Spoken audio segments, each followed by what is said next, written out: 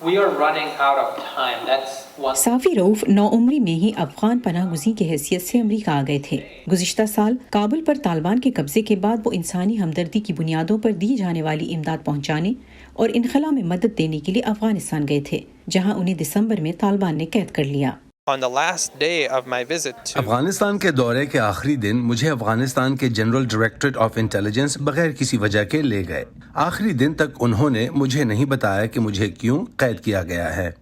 105 दिन तक कैद में रहने के बाद साफी को बाइडेन इंतजामिया की कोशिशों से इस साल अप्रैल में रिहाई मिली। It's very complicated to explain to people. इस एक साल की वजाहत करना बहुत पेचीदा है, क्योंकि तालिबान ये गलत बयानियां पेश कर रहे हैं कि सब ठीक है और हालात इतने बुरे नहीं जितने लोग बयान कर रहे हैं, लेकिन ये बयानियां कतई दुरुस्त नहीं है। तालिबान मुनज़्ज़म तरीके से उन तमाम लोगों को निशाना बना रहे हैं जो अमेरिका के इत्तेहादी हैं, जिन्होंने अमेरिका की और अमेरिकियों की मदद की है। साफी रऊफ वाशिंगटन की जॉर्ज टाउन यूनिवर्सिटी में 1 ईयर अंडर द तालिबान के उन्वान से होने वाली एक गुफ्तगू में शरीक थे। जुलाई में अफगानिस्तान में अक़वाम मुत्तहिदा के इमदादी मिशन यूनामा ने अफगानिस्तान में इंसानी हुकूक के उन्वान से एक रिपोर्ट जारी की, जिसमें गुज़िश्ता अगस्त के बाद से मुल्क में जारी इंसानी हुकूक, खास तौर पर ख़वातीन के हुकूक की खिलाफ वर्जियों पर शदीद तशवीश का इजहार किया गया।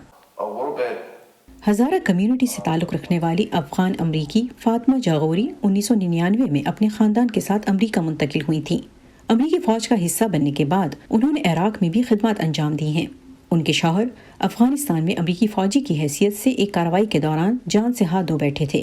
फ़ातिमा गुज़िश्ता साल सितंबर से अफ़गान ख़वातीन के लिए काम कर रही हैं। 1990 They ambushed and killed my father. 1990 में उन्होंने घात लगाकर मेरे वालिद को मार डाला। अब भी यही हो रहा है, वो नहीं बदले। ख़वातीन को अब भी दबाया जा रहा है। आप किसी फ़न मौसीक़ी का इजहार नहीं कर सकते। आर्ट और म्यूज़िक के बगैर खुशी हासिल नहीं हो सकती, और ये एक ऐसी चीज़ है जिस पर वो पाबंदी लगाने की कोशिश कर रहे हैं।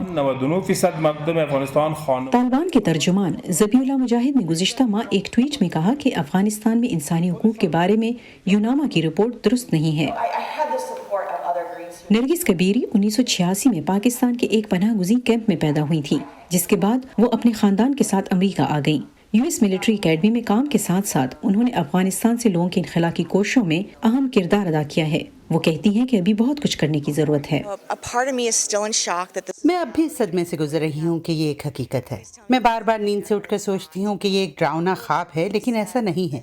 हमें इस वक्त जो अहम काम करने की ज़रूरत है वो ये है कि तालिबान पर दबाव डाला जाए कि वो ख़वातीन को तालीम, काम और घरों से बाहर निकलने के बुनियादी हकूक़ दें। अफगान तालिबान गुज़िश्ता एक बरस के दौरान आलमी बरादरी को यकीन दहानी कराते आए हैं कि वो किसी दहशतगर्द ग्रोह को अफगान सरजमीन इस्तेमाल नहीं करने देंगे, लेकिन हाल ही में अलकायदा के सरकर्दा रहनुमा ऐमन ज़वाहिरी की काबुल में हलाकत तालिबान के इक़्तिदार पर क्या असरात मुरत्तब कर सकती है।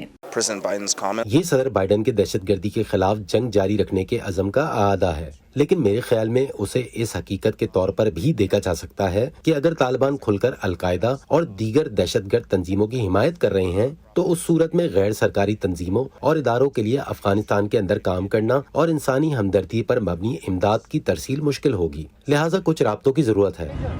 अफगानिस्तान में अक़वाम मुत्तहिदा के इमदादी मिशन की हालिया रिपोर्ट में ये भी कहा गया है कि अफगानिस्तान में पुरतशद्दुद कार्रवाइयों में नुमाया कमी हुई है और तालिबान के इक़्तिदार पर कब्जे के बाद आम शहरियों की हलाकतों में भी कमी आई है। Nilufar Mughal, Voice of America, Washington.